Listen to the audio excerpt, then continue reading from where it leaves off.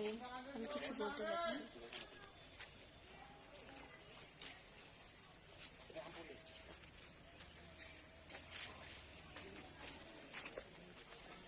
সূর্যপুরি, এবার আমাকে সূর্যপুরি আম খাওয়া।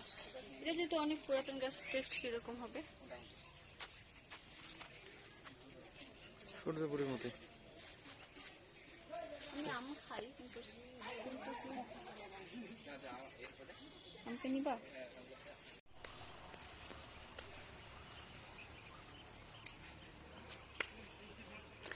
হাই, দেখো আমাদের বাংলাদেশের সবচেয়ে বড় আম গাছ।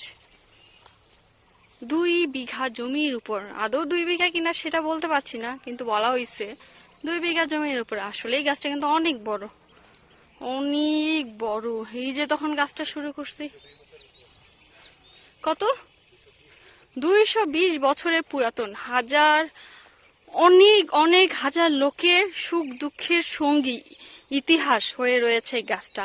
আমরা তো আসছি মাত্র 20 বছর 25 বছর ধরে, বাট আমাদের 220 বছরের অভিজ্ঞতা নিয়ে গাছটা দাঁড়ায় আছে। অবাক করা, আসলে আমার তো অনেক ভালো লেগেছে গাছটা।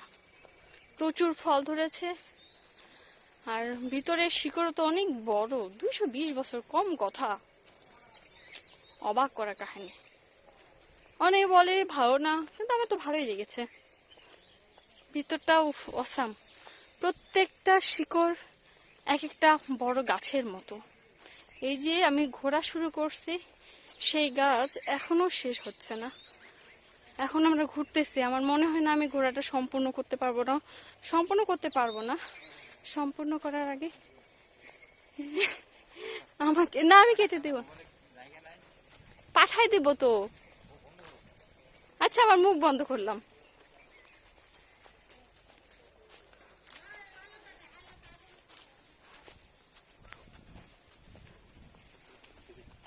আমি পুরো একবার ঘুরি না বাবা।